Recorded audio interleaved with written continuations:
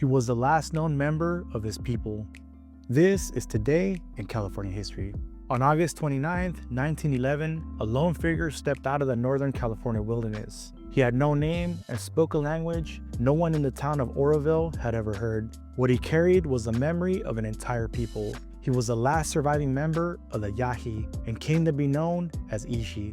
I say came to be known as Ishi because that name was given to him by researchers at UC Berkeley. In Yahi tradition, a person could not speak their own name until formally introduced by another member of the tribe. When no one left to speak it, his true name was never known.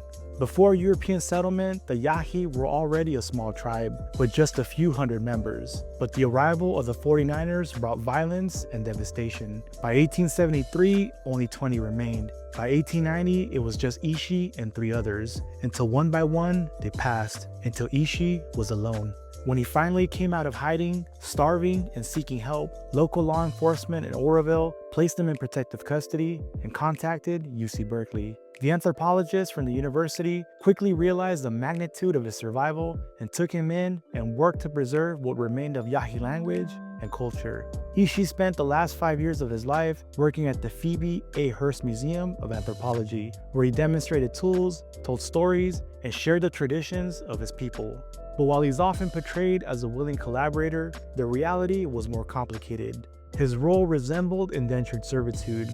He was often objectified as a living exhibit and used by anthropologists to advance their careers and boost the museum's popularity. Ishi passed away in March 1916, a victim of tuberculosis, a disease that ravaged San Francisco and one for which he had no immunity. His passing marked not just the end of a life, but the silencing of an entire people's living voice.